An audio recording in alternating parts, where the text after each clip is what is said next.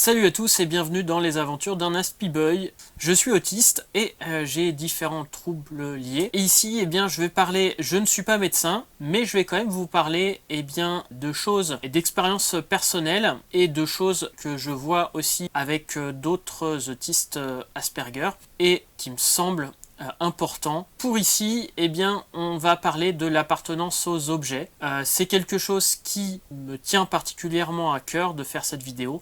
J'en reparlerai sûrement. Si je me suis habillé aujourd'hui avec cette veste-là, que vous avez peut-être dû voir dans d'autres vidéos, c'est parce que c'était une veste que m'avait donnée mon cousin. C'était un survêtement complet d'ailleurs.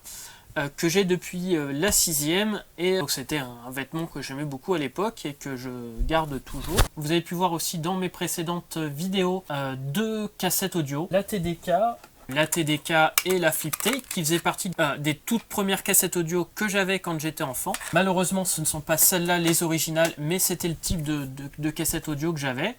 Et vous pouvez voir aussi derrière moi un Amstrad qui était le premier ordinateur que j'ai eu en ma possession. Et donc tout ça pour vous résumer très rapidement. En fait, très souvent, les autistes ont un rapport très particulier à leurs objets. C'est très proche de leurs souvenirs. Et en fait, on va être très attaché aux objets. On va pas être capable de jeter une vieille paire de chaussures, jeter un vieux survêtement.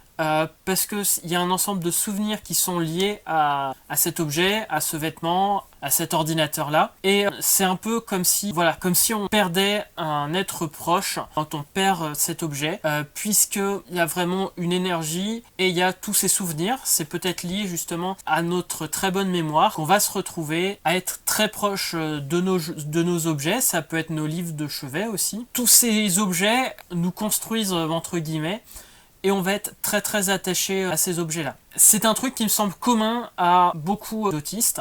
C'est pas quelque chose que je vois dans le DSM par exemple, mais c'est quelque chose que je peux voir très souvent chez les personnes qui sont donc atteintes de troubles du spectre de l'autisme. Donc je voulais en parler très rapidement dans cette vidéo rapide. Et puis si vous aussi vous avez ça, n'hésitez pas à le dire en commentaire. Sur ce, j'espère que cette vidéo vous aura plu. Je vous donne rendez-vous très bientôt dans un nouvel épisode des aventures d'un Aspie Boy.